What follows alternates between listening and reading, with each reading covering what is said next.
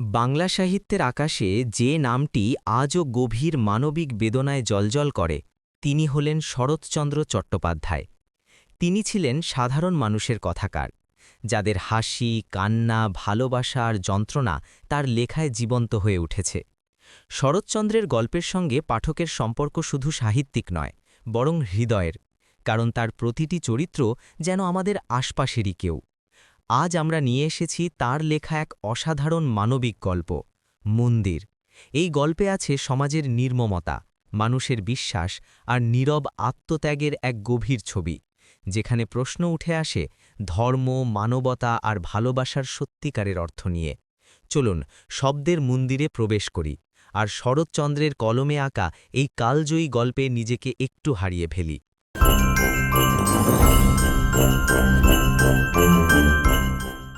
এক গ্রামে নদীর তীরে দুঘর কুমোর বাস করিত।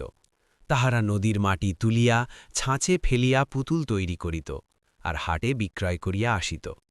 চিরকাল তাহারা এই কাজ করে।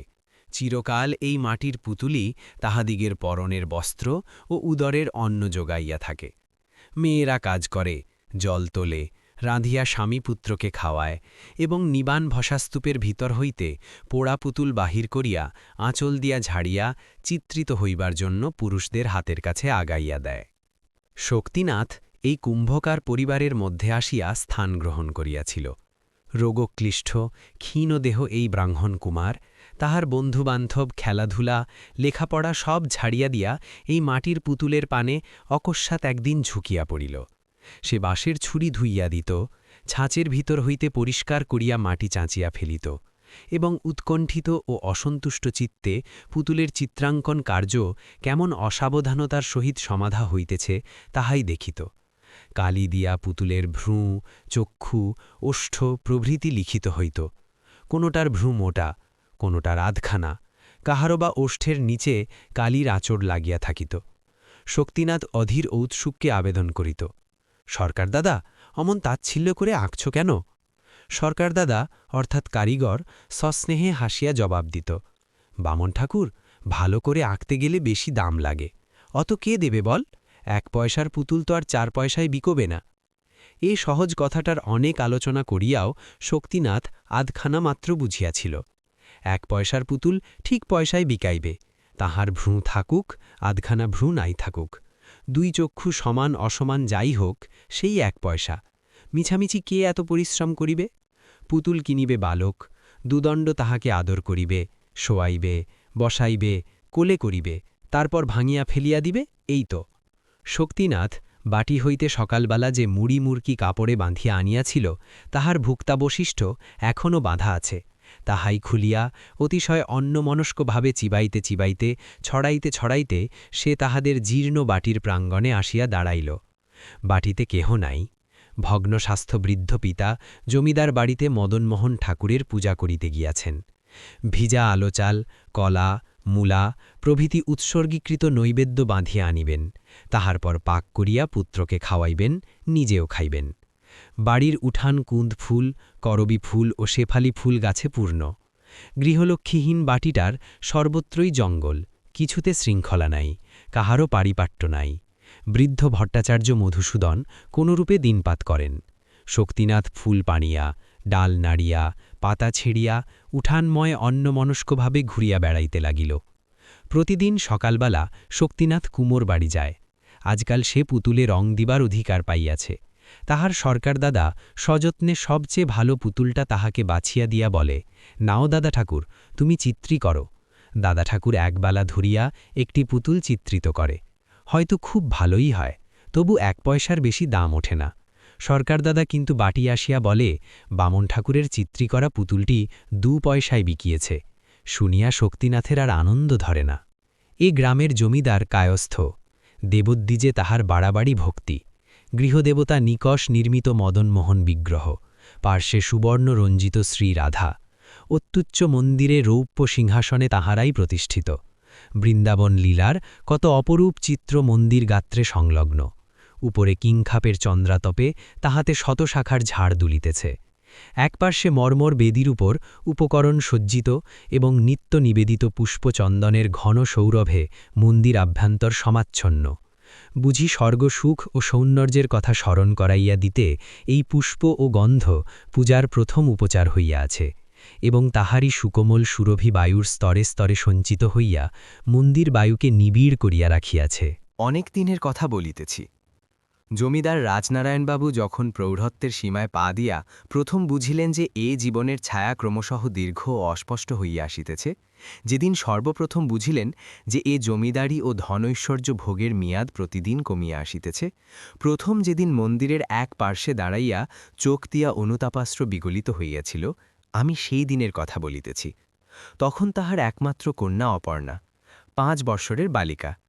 পিতার পায়ের কাছে দাঁড়াইয়া এক মনে সে দেখিত মধুসূদন ভট্টাচার্য চন্দন দিয়া কালো পুতুলটি চর্চিত করিতেছেন, ফুল দিয়া সিংহাসন বেষ্টন করিতেছেন, এবং তাহারই স্নিগ্ধ গন্ধ আশীর্বাদের মতো যেন তাহাকে স্পর্শ করিয়া ফিরিতেছে।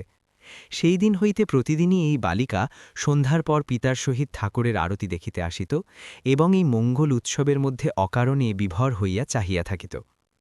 ক্রমে অপর্ণা বড় হইতে লাগিল। হিন্দুর মেয়ে ঈশ্বরের ধারণা যেমন করিয়া হৃদয়ঙ্গম করে সেও তাহাই করিতে লাগিল, এবং পিতার নিতান্ত আদরের সামগ্রী এই মন্দিরটি যে তাহারও বক্ষ শোণিতের মতো, এই কথা সে তাহার সমস্ত কর্ম ও খেলাধুলার মধ্যেও প্রমাণ করিতে বসিল। সমস্ত দিন এই মন্দিরের কাছাকাছি থাকিত, এবং একটি শুষ্ক তৃণ বা একটি শুষ্ক ফলও সে মন্দিরের ভিতরে পড়িয়া থাকা সহ্য করিতে পারিত না। এক ফোঁটা জল পড়িলে সে সযত্নে আঁচল দিয়া তাহা মুছিয়া লইত। রাজনারায়ণবাবুর দেবনিষ্ঠা লোকে বাড়াবাড়ি মনে করিত, কিন্তু অপর্ণার দেবসেবাপরায়ণতা সে সীমাও অতিক্রম করিতে উদ্যত হইল। সাবেক পুষ্পপাত্রে আর ফুল আটে না, একটা বড় আসিয়াছে। চন্দনের পুরাতন বাটিটা বদলাইয়া দেওয়া হইয়াছে। ভোজ্য ও নৈবেদ্যের বরাদ্দ ঢের বাড়িয়া গিয়াছে। এমনকি নিত্য নতুন ও নানাবিধ পূজার আয়োজন ও তাহার নিখুঁত বন্দোবস্তের মাঝে পড়িয়া বৃদ্ধ পুরোহিত পর্যন্ত শশব্যস্ত হইয়া উঠিলেন।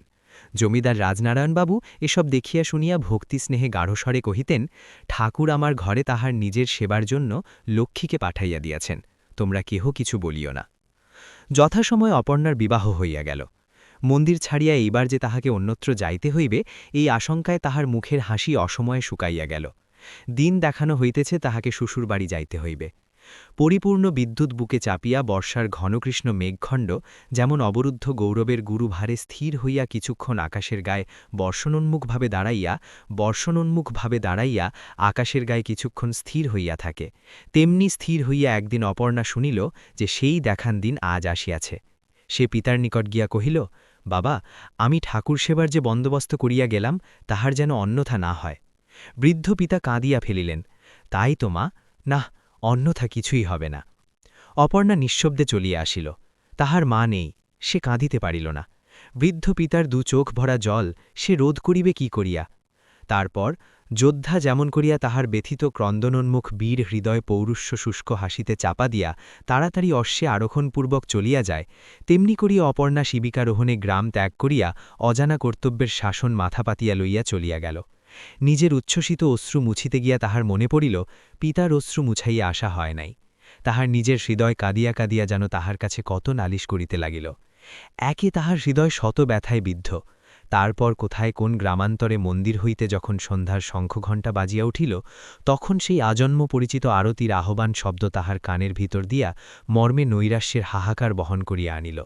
ছটফট করিয়া অপর্ণা শিবিকার দ্বার উন্মোচন করিয়া ফেলিল, এবং সন্ধ্যার অন্ধকারের ভিতর দিয়া দেখিতে লাগিল, এবং ছায়া নিবিড় একটা উচ্চ দেবদারু শিখায় একটি পরিচিত মন্দিরের সমুন্নত চূড়া কল্পনা করিয়া সে উচ্ছ্বসিত আবেগে কাঁদিয়া উঠিল। তাহার শ্বশুরবাটির একজন দাসী পিছনেই চলিয়া আসিতেছিল। সে তাড়াতাড়ি আসিয়া কহিল, ছি বৌমা, অমন করে কি কাঁদতে আছে মা? শ্বশুরঘর কি না করে? অপর্ণা 2 হাতে মুখ চাপিয়া রোদন নিবারণ করিয়া পালকির কবাট বন্ধ করিয়া দিল। ঠিক সেই সময়টিতেই মন্দিরের ভিতর দাঁড়াইয়া পিতা রাজনারায়ণ মদনমোহন ঠাকুরের পার্শ্বে ধূপধুনার ধূমে ও চক্ষুজলে অস্পষ্টখানি দেবীমূর্তির অনিন্দ সুন্দর মুখে প্রিয়তমা দুহিতার মুখচ্ছবি নিরীক্ষণ করিতেছিলেন। অপর্ণা স্বামীগৃহে, সেথায় তাহার ইচ্ছাহীন স্বামী সন্তোষণের ভিতর ইটটুকু আবেগ বা চাঞ্চল্যও প্রকাশ পাইল না। প্রথম প্রণয়ের স্নিগ্ধ সংকোচ, মিলনের সলজ্জ উত্তেজনা কিছুই তাহার ম্লান চোখদুটির পূর্বদীপ্তি ফিরাইয়া আনিল না। প্রথম হইতেই স্বামী ও স্ত্রী দুইজনেই যেন পরস্পরের কাছে কোনো দুর্বোধ্য অপরাধে অপরাধী হইয়া রহিল, এবং তাহাই ক্ষুব্ধ বেদনা কুলপ্লাবিনী উচ্ছ্বসিতা তটিনীর ন্যায় একটা দুর্লঙ্ঘ ব্যবধান নির্মাণ করিয়া বহিয়া যাইতে লাগিল। একদিন অনেক রাত্রে অমরনাথ ধীরে ধীরে ডেকে কহিল, অপর্ণা, তোমার এখানে থাকতে কি ভালো লাগে না? অপর্ণা জাগিয়াছিল, বলিল, না। বাপের বাড়ি যাবে? যাব। কাল যেতে চাও? চাই। ক্ষুব্ধ অমরনাথ জবাব শুনিয়া অবাক হইয়া গেল। কিছুক্ষণ চুপ করিয়া থাকিয়া বলিল, আর যদি যাওয়া না হয়? অপর্ণা কহিল, তাহলে যেমন আছি তেমনই থাকব। আবার কিছুক্ষণ দুজনেই চুপ করিয়া থাকিল। অমরনাথ ডাকিল, অপর্ণা। অপর্ণা অনমনস্কভাবে বলিল, কি? আমাকে কি তোমার কোনো প্রয়োজন নাই? অপর্ণা গায়ের কাপড় চোপড় সর্বাঙ্গে বেশ করিয়া টানিয়া দিয়া স্বচ্ছন্দে শুইয়া বলিল, ওসব কথায় বড় ঝগড়া হয়, ওসব বলো না। ঝগড়া হয়? কি করে জানলে? জানি, আমাদের বাপের বাড়িতে মেজদা ও মেজবউ এই নিয়ে নিত্য কলহ করে। আমার ঝগড়া কলহ ভালো লাগে না। শুনিয়া অমরনাথ উত্তেজিত হইয়া উঠিল। অন্ধকারে হাতড়াইয়া সে যেন এই কথাটাই এতদিন খুঁজিতেছিল। হঠাৎ আজ যেন তাহা হাতে ঠেকিল, বলিয়া উঠিল, এসো অপর্ণা, আমরাও ঝগড়া করি। এমন করে থাকার চেয়ে ঝগড়া কলহ ঢের ভালো। অপর্ণা স্থিরভাবে কহিল, ছি, ঝগড়া কেন করতে যাবে? তুমি ঘুমাও। তাহার পর অপর্ণা ঘুমাইলেও কি জাগিয়া রহিল সমস্ত রাত্রি জাগিয়া থাকিয়াও অমরনাথ বুঝিতে পারিল না। প্রত্যুষে উঠিয়া সন্ধ্যা পর্যন্ত সমস্ত দিন অপর্ণার কাজকর্ম ও জপে তপে কাটিয়া যায়। একটুকু রঙ্গরস বা কৌতুকের মধ্যে সে প্রবেশ করে না। দেখিয়া তাহার সমবয়সীরা বিদ্রুপ করিয়া কত কি বলে। ননদেরা গোসাই ঠাকুর বলিয়া পরিহাস করে, তথাপি সে দলে মিশিতে পারিল না। কেবলই তাহার মনে হইতে লাগিল দিনগুলা মিছা কাটিয়া যাইতেছে। আর এই অলক্ষ্য আকর্ষণে তাহার প্রতি শনিতবিন্দু সেই পিতৃপ্রতিষ্ঠিত মন্দির অভিমুখে ছুটিয়া যাইবার জন্য পূর্ণিমার উদ্বেলিত সিন্ধ বাড়ির মতো হৃদয়ের কুলে উপকূলে অহরহ আছড়াইয়া পড়িতেছে। তাহার সংযম কিসে হবে? ঘরকন্যার কাজে না ছোটখাটো হাস্য পরিহাসে? ক্ষুব্ধ অসুস্থ চিত্ত তাহার এই যে বিপুল ভ্রান্তি মাথায় করিয়া আপনা আপনি পাক খাইয়া মরিতেছে, তাহার নিকট স্বামীর আদর ও স্নেহ, পরিজনবর্গের প্রীতিসম্ভাষণ ঘেঁষিবে কি করিয়া? কি করিয়া সে বুঝিবে? কুমারীর দেবসেবা দ্বারা নারীত্বের কর্তব্যের সবটুকু পরিসর পরিপূর্ণ করা যায় না। অমরনাথের বুঝিবার ভুল। সে উপহার লইয়া স্ত্রীর কাছে আসিছে। বেলা তখন ৯টা-১০টা। স্নানান্তে অপর্ণা পূজা করিতে যাইতেছিলেন। গলার স্বর যতটা সম্ভব মধুর করিয়া অমর কহিল, অপর্ণা, তোমার জন্য কিছু উপহার এনেছি, দয়া করে নেবে কি?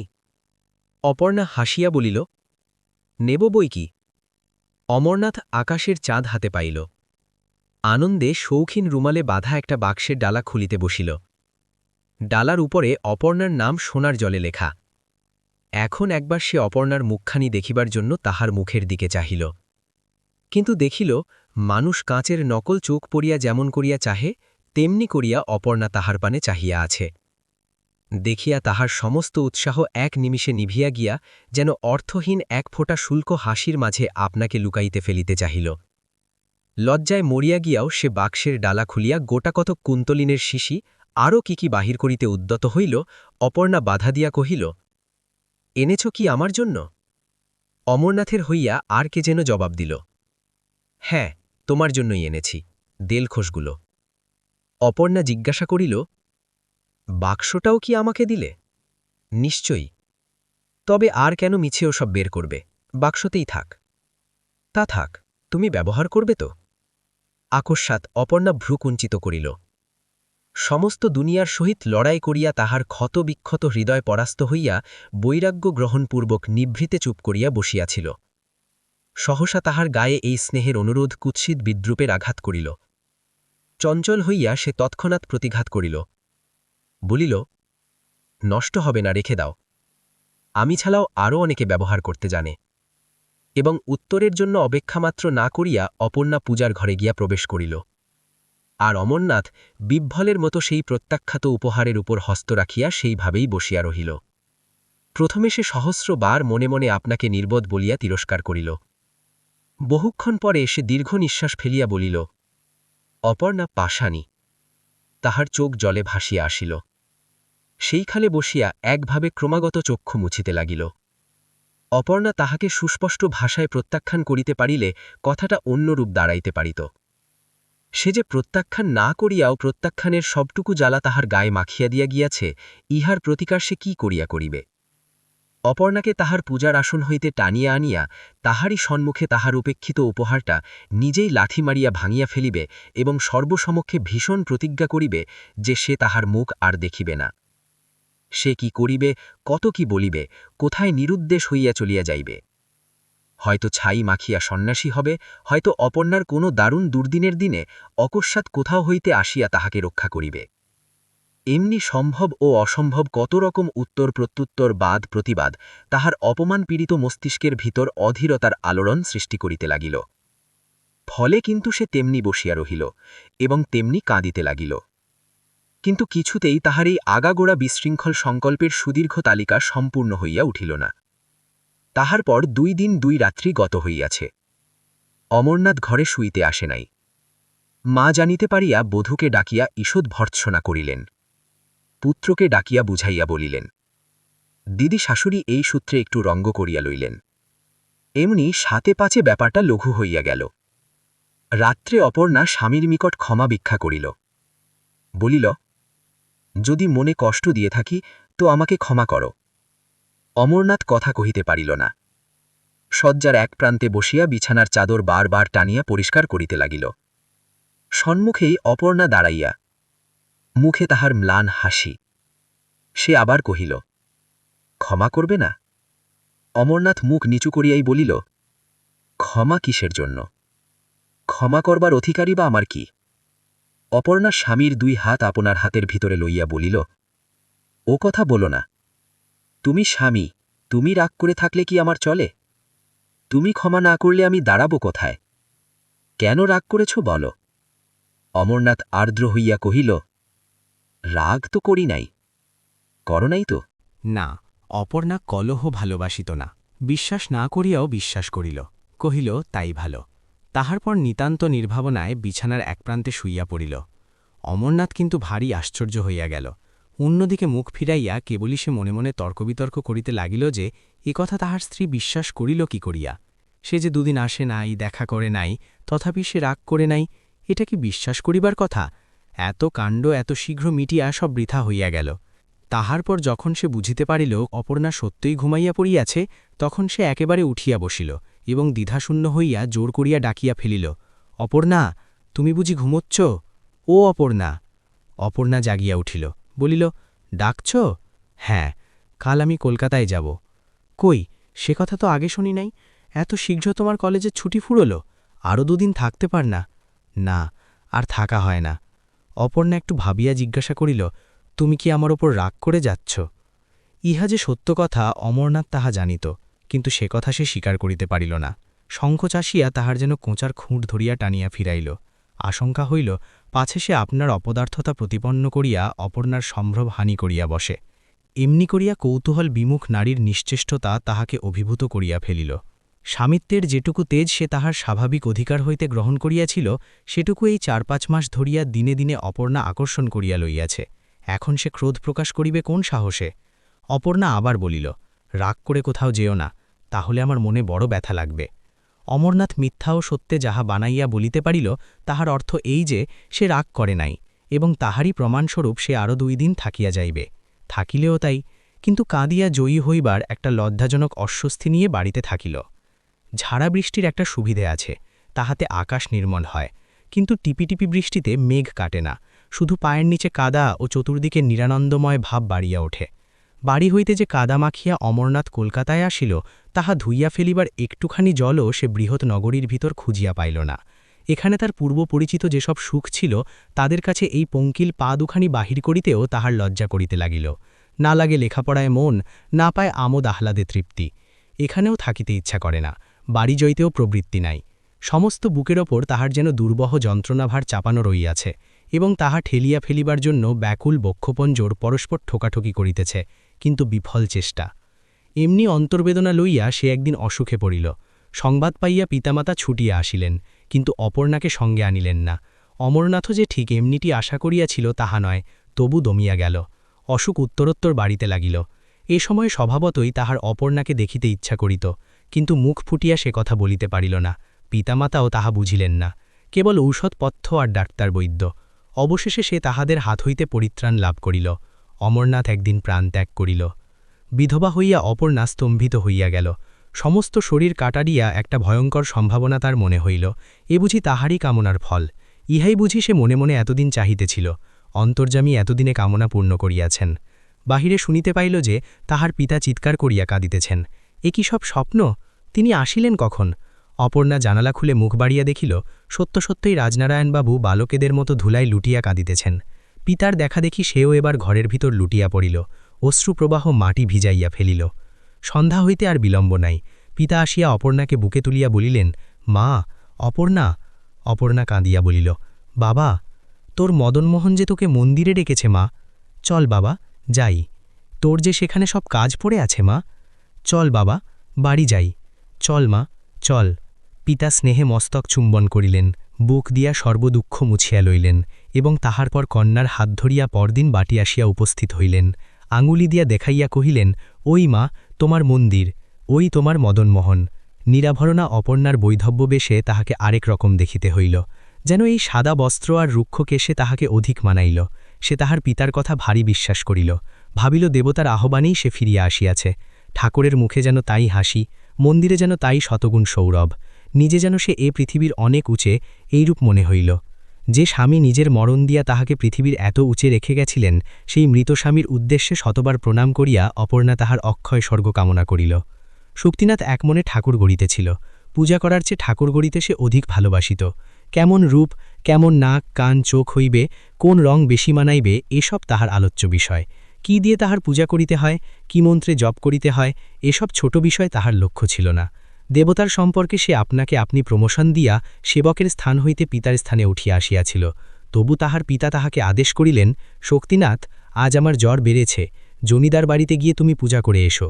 শক্তিনাথ বলিল, এখন ঠাকুর গড়ছি। বৃদ্ধ অসমর্থ পিতার আগে করিয়া বলিলেন, ছেলে খেলা এখন থাক বাবা, কাজ সেরে এসো। পূজার মন্ত্র আবৃত্তি করিতে তাহার মোটে ইচ্ছা হল না, তবু উঠিতে হইল। পিতার আদেশে স্নান করিয়া চাদর ও গামছা কাঁধে ফেলিয়া দেবমন্দিরে আসিয়া দাঁড়াইল। ইহার পূর্বেও সে কয়েকবারে মন্দিরে পূজা করিতে আসিয়াছিল, কিন্তু এমন কাণ্ড কখন দেখে নাই। এত পুষ্পগন্ধ, এত ধূপধুনার আড়ম্বর, ভোজ্য ও নৈবেদ্যের এত বাহুল্য। তার ভারী ভাবনা হইল, এত লইয়া সে কি করিবে, কিরূপে কাহার পূজা করিবে। সকলের চেয়ে সে অপর্ণাকে দেখে আশ্চর্য হইয়া গেল। এ কে, কোথায় হইতে আসিয়াছে, এতদিন কোথায় ছিল? অপর্ণা কহিল, তুমি কি ভট্টাচার্য মশাইয়ের ছেলে?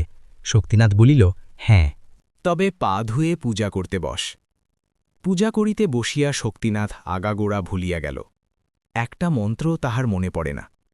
সেদিকে তাহার মনও নাই, বিশ্বাসও নাই। শুধু ভাবিতে লাগিল, এ কে, কেন এত রূপ, কি জন্য বসিয়া আছে ইত্যাদি। পূজার পদ্ধতি ওলটপালট হইতে লাগিল। কখনো ঘণ্টা বাজাইয়া, কখনো ফুল ফেলিয়া, নৈবেদ্যের উপর জল ছিটাইয়া এই অজ্ঞ নূতন পুরোহিতটি, যে পূজার কেবল ভান করিতেছে মাত্র, বিজ্ঞ পরীক্ষকের মতো পিছনে বসিয়া অপর্ণা সব বুঝিল। চিরদিন দেখিয়া এসব ভালো করিয়াই জানে, শক্তিনাথ তাহাকে ফাঁকি দিবে কি করিয়া। পূজা বসানে কঠিন স্বরে অপর্ণা কহিল, তুমি বামুনের ছেলে অথচ পূজা করতে জানো না। শক্তিনাথ বলিল, জানি, ছাই জানো। শক্তিনাথ বিহুলের মতো একবার তাহার মুখ পানে চাহিল, তাহার পর চলিয়া যাইতে উদ্যত হইল। অপর্ণা ডাকিয়া ফিরাইয়া বলিল, ঠাকুর, এসব বেঁধে নিয়ে যাও, কিন্তু কাল আর এসো না। তোমার বাবা আরোগ্য হলে তিনি আসবেন। অপর্ণা নিজেই তাহার চাদর ও গামছায় সমস্ত বাঁধিয়া তাহাকে বিদায় করিল। মন্দিরের বাহিরে আসিয়া শক্তিনাথ বারবার শিহরিয়া উঠিল। এদিকে অপর্ণা নূতন করিয়া পূজার আয়োজন করিয়া অন্য ব্রাহ্মণ ডাকিয়া পূজা শেষ করিল। 1 মাস গত হইয়াছে। আচার্য যদুনাথ জমিদার রাজনারায়ণ বাবুকে বুঝাইয়া বলিতেছেন, আপনি তো সমস্তই জানেন, বড় মন্দিরে বৃহৎ পূজা ভট্টাচার্যের ছেলের দ্বারা কিছুতেই সম্পন্ন হইতে পারে না। রাজনারায়ণ বাবু সাঁই দিয়া বলিলেন, অনেকদিন হল অপর্ণাও ঠিক এই কথাই বলেছিল। আচার্য মুখমণ্ডল আরও গম্ভীর করিয়া কহিলেন, তা তো হবেই, তিনি হলেন সাক্ষাৎ লক্ষ্মী স্বরূপা, তার কি কিছু অগোছার আছে? জমিদার বাবুরও ঠিক এই বিশ্বাস। আচার্য কহিতে লাগিলেন, পূজা আমিই করি আর যেই করুন, ভালো লোক চাই। মধু ভট্টাচার্য যতদিন বেঁচে ছিলেন তিনিই পূজা করেছেন, এখন তার পুত্রেরই পৌরোহিত্য করা উচিত। কিন্তু সেটা তো মানুষ নয়, কেবল পট আঁকতে পারে, পুতুল গড়তে জানে, পূজা অর্চনার কিছুই জানে না। জমিদার বাবু অনুমতি দিলেন, পূজা আপনি করবেন, তবে অপর্ণাকে একবার জিজ্ঞাসা করে দেখব। কন্যার কথায় পিতার চৈতন্য হইল। এতটা আমি ভেবে দেখি নাই। মা, তোমার মন্দির, তোমার পূজা, তোমার যা ইচ্ছা তাই করো, যাকে ইচ্ছা ভার দিও। এই কথা বলিয়া পিতা প্রস্থান করিলেন। অপর্ণা শক্তিনাথকে ডাকিয়া আনিয়া পূজার ভার দিল। বকুনি খাইয়া অবধি সে আর এদিকে আসে নাই। মধ্যে তাহার পিতার মৃত্যু হইয়াছে, সে নিজেও রুগ্ন। শুষ্ক মুখে তাহার শোক দুঃখের চিহ্ন দেখিয়া অপর্ণার মায়া হইল। কহিল, তুমি পূজা করো, যা জানো তাই করো, তাতেই ঠাকুর তৃপ্ত হবেন।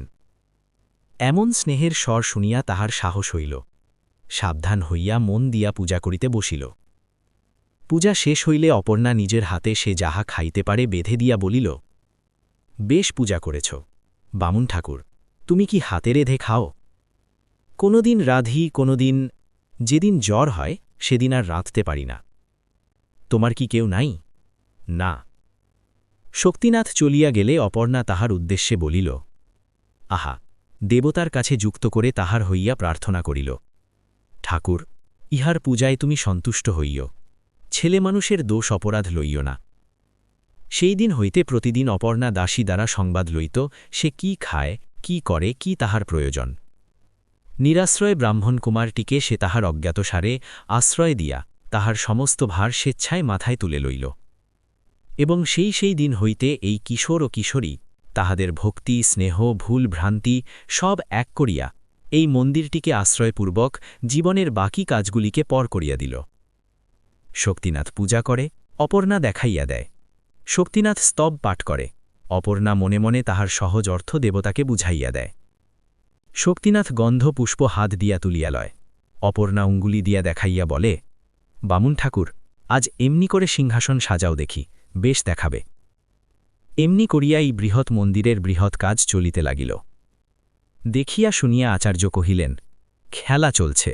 বৃদ্ধ রাজনারায়ণ বলিলেন, যা করে হোক মেয়েটা নিজের অবস্থা ভুলে থাকলেই বাঁচি। থিয়েটারের স্টেজে যেমন পাহাড় পর্বত, ঝড় জল এক নিমেষে উড়িয়া গিয়া একটা মস্ত রাজপ্রাসাদ কোথা হইতে আসিয়া জোটে, আর লোকজনের সুখ সম্পদের মাঝে দুঃখ দৈন্যের সমস্ত চিহ্ন বিলুপ্ত হয়, শক্তিনাথের জীবনেও যেন সেই রূপ হইয়াছে। সে জাগিয়াছিল, এখন ঘুমাইয়া সুখ স্বপ্ন দেখিতেছে, কিংবা নিদ্রায় দুঃখ স্বপ্ন দেখিতেছিল, এখন হঠাৎ জাগিয়া উঠিয়াছে। প্রথমে তাহার ভাল ঠাহর হইত না।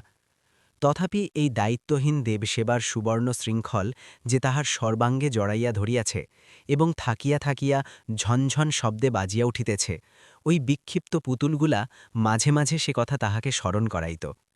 সে মৃত পিতার কথা মনে করিত, নিজের পূর্ব স্বাধীনতার কথা ভাবিত। মনে হইত সে যেন বিকাইয়া গিয়াছে, অপর্ণা তাহাকে কিনিয়াছে। অমনি অপর্ণার স্নেহক্রমে মোহের মতো তাহাকে আচ্ছন্ন করিয়া ফেলিল। অকস্মাৎ একদিন শক্তিনাথের মামাতো ভাই আসিয়া উপস্থিত হইল। তাহার বিবাহ। মামা কলিকাতায় থাকেন, সময় ভালো, কাজেই সুখের দিনে ভাগিনাকে মনে পড়িয়াছে। যাইতেই হবে। কলিকাতা যাইবে কথাটা শক্তিনাথের খুব ভালো লাগিল। সমস্ত রাত্রি সে দাদার নিকট বসিয়া কলিকাতার সুখের গল্প, শোভার কাহিনী, সমৃদ্ধির বিবরণ শুনিয়া মুগ্ধ হইয়া গেল। পরদিন মন্দিরে যাইতে তাহার ইচ্ছা হইল না। বেলা বাড়িতেছে দেখিয়া অপর্ণা ডাকিয়া পাঠাইল। শক্তিনাথ গিয়া বলিল, আজ আমি কলকাতায় যাব, মামা ডেকে পাঠিয়েছেন। বলিয়াই সে একটু সংকুচিত হইয়া দাঁড়াইল। অপর্ণা কিছুক্ষণ চুপ করিয়া রহিল, পরে কহিল, কবে ফিরে আসবে? শক্তিনাথ ভয়ে ভয়ে বলিল, মামা আসতে বললেই চলে আসব। অপর্ণা আর কিছু জিজ্ঞাসা করিল না। আবার সেই যদু আচার্য আসিয়া পূজা করিতে বসিলেন। আবার তেমনি করিয়া অপর্ণা পূজা দেখিতে লাগিল। কিন্তু কোনো কথা বলিবার আর তাহার প্রয়োজন হইল না, ইচ্ছাও ছিল না। কলিকাতায় আসিয়া বিবিধ বৈচিত্র্যে শক্তিনাথের বেশ দিন কাটিলেও কয়েকদিন পরেই বাড়ির জন্য তাহার মন কেমন করিতে লাগিল। সুদীর্ঘ অলস দিনগুলো আর যেন কাটিতে চাহে না। রাত্রে সে স্বপ্ন দেখিতে লাগিল, অপর্ণা যেন তাহাকে ক্রমাগত ডাকিতেছে, আর উত্তর না পাইয়া রাগ গড়িতেছে। একদিন সে মামাকে কহিল, আমি বাড়ি যাব। মামা নিষেধ করিলেন। সে জঙ্গলে গিয়ে আর কি হবে, এইখানে থেকে লেখাপড়া করো, আমি তোমার চাকরি করে দেব। শক্তিনাথ মাথা নাড়িয়া চুপ করিয়া রহিল। মামা কহিলেন, তবে যাও। বড় বউ শক্তিনাথকে ডাকিয়া বলিলেন, ঠাকুরপো, কাল বুঝি বাড়ি যাবে? শক্তিনাথ বলিল, হ্যাঁ যাব। অপর্ণার জন্য মন কেমন করছে নাকি? শক্তিনাথ বলিল, হ্যাঁ। সে তোমাকে খুব যত্ন করে, নয়? শক্তিনাথ মাথা নাড়িয়া কহিল, খুব যত্ন করে। বড় বউ মুখ টিপিয়া হাসিলেন। তিনি অপর্ণার কথা পূর্বেই শক্তিনাথের নিকট শুনিয়া লইয়াছিলেন। বলিলেন, তবে ঠাকুরপো, এই দুটি জিনিস নিয়ে যাও, তাকে দিও, সে আরও ভালোবাসবে। বলিয়া তিনি একটা শিশির ছিপি খুলিয়া খানিকটা দেলখোস শক্তিনাথের গায়ে ছড়াইয়া দিলেন। গন্ধে শক্তিনাথ পুলকিত হইয়া শিশি দুইটি চাদরে বাঁধিয়া লইয়া পরদিন বাটি ফিরিয়া আসিল। শক্তিনাথ মন্দিরে প্রবেশ করিয়াছে। পূজা শেষ হইয়াছে। চাদরে সেই শিশি দুইটি বাঁধা আছে, কিন্তু দিতে সাহস হইতেছে না। এই কয়দিনে অপর্ণা তাহার নিকট হইতে এত দূরে সরিয়া গিয়াছে। মুখ ফুটিয়া কিছুতেই বলিতে পারিল না, তোমার জন্য সাধ করিয়া কলিকাতা হইতে ইহা আনিয়াছি। সুগন্ধে তোমার দেবতা তৃপ্ত হন, তাই তুমিও হইবে। এইভাবে ৭-৮ দিন কাটিল। নিত্য সে চাদরে বাঁধিয়া শিশি দুইটি লইয়া আসে, নিত্য ফিরাইয়া লইয়া যায়। আবার যত্ন করিয়া পরদিনের জন্য তুলিয়া রাখে। পূর্বের মতো একদিনও যদি অপর্ণা তাহাকে ডাকিয়া একটা কথাও জিজ্ঞাসা করিত, তাহা হলে হয়তো সে তাহাকে তাহা দিয়া ফেলিত। কিন্তু এ সুযোগ আর কিছুতেই হইল না। আজ ২ দিন হইতে তাহার জ্বর হইতেছে, তবু ভয়ে ভয়ে সে মন্দিরে পূজা করিতে আসে। কি একটা অজানা আশঙ্কায় সে পীড়ার কথাটাও বলিতে পারে না। অপর্ণা কিন্তু সংবাদ লইয়া জানিত যে ২ দিন হইতে শক্তিনাথ কিছুই খায় নাই, অথচ পূজা করিতে আসিতেছে। অপর্ণা জিজ্ঞাসা করিল, ঠাকুর, তুমি ২ দিন হতে কিছু খাও নাই কেন? শক্তিনাথ শুষ্ক মুখে কহিল, আমার রাত্রে রোজ জ্বর হয়। জ্বর হয়? তবে স্নান করে পূজা করতে এসো কেন, কথা বলো নাই কেন? শক্তিনাথের চোখে জল আসিল। মুহূর্তে সব কথা ভুলিয়া গিয়া সে চাদর খুলিয়া শিশি দুইটে বাহির করিয়া বলিল, তোমার জন্য এনেছি। আমার জন্য? হ্যাঁ, তুমি গন্ধ ভালোবাসো না? উষ্ণ দুধ যেমন একটুখানি আগুনের তাপ পাইবার মাত্র টকবক করিয়া ফুটিয়া ওঠে, অপর্ণার সর্বাঙ্গের রক্ত তেমনি করিয়া ফুটিয়া উঠিল। শিশি দুইটি দেখিয়াই সে চিনিয়াছিল। গম্ভীর স্বরে বলিল, দাও। হাতে লইয়া অপর্ণা মন্দিরের বাহিরে যেখানে পূজা করা ফুল শুকাইয়া পড়িয়াছিল, সেইখানেই শিশি দুইটি নিক্ষেপ করিল। আতঙ্কে শক্তিনাথের বুকের রক্ত জমাট বাঁধিয়া গেল। কঠিন স্বরে অপর্ণা কহিল, বামন ঠাকুর, তোমার মনে এত, আর তুমি আমার সামনে এসো না, মন্দিরের ছায়াও মারিও না। অপর্ণা চম্পকাঙ্গুলি দিয়া বহির্দেশ দেখাইয়া বলিল, যাও। আজ ৩ দিন হইল শক্তিনাথ গিয়াছে। আবার যদু আচার্য পূজা করিতে বসিয়াছেন। আবার ম্লান মুখে অপর্ণা চাহিয়া দেখিতেছে, এ যেন কাহার পূজা কে আসিয়া শেষ করিতেছে। পূজা সাঙ্গ করিয়া নৈবেদ্যের রাশি গামছায় বাঁধিতে বাঁধিতে আচার্য মহাশয় নিঃশ্বাস ফেলিয়া বলিলেন, ছেলেটা বিনা চিকিৎসায় মারা গেল। আচার্যের মুখ পানে চাহিয়া অপর্ণা জিজ্ঞাসা করিল, কে মারা গেল? তুমি বুঝি শোনো নাই? কয়েকদিনের জ্বরে শক্তিনাথ, ওই মধু ভট্টাচার্যের ছেলে, আজ সকালবেলা মারা পড়েছে। অপর্ণা তবুও তাহার মুখপানে চাহিয়া রহিল। আচার্য দ্বারের বাহিরে আসিয়া বলিলেন, পাপের ফলে আজকাল মৃত্যু হচ্ছে, দেবতার সঙ্গে কি তামাশা চলে মা? আচার্য চলিয়া গেলেন। অপর্ণা দ্বার রুদ্ধ করিয়া মাটিতে মাথা ঠুকিতে কাঁদিতে লাগিল। সহস্রবার কাঁদিয়া জিজ্ঞাসা করিতে লাগিল, ঠাকুর, এ কার পাপে? বহুক্ষণ পরে সে উঠিয়া বসিল। চোখ মুছিয়া সে সেই শুষ্ক ফুলের ভিতর হইতে স্নেহের দান মাথায় করিয়া তুলিয়া লইল। মন্দিরের ভিতর আবার প্রবেশ করিয়া দেবতার পায়ের কাছে তাহা নামাইয়া দিয়া কাঁদিয়া কহিল, ঠাকুর, আমি যা নিতে পারি নাই তাহা তুমি নাও। নিজের হাতে আমি কখনো তোমার পূজা করি নাই, আজ করছি, তুমি গ্রহণ করো, তৃপ্ত হও, আমার অন্য কামনা নাই।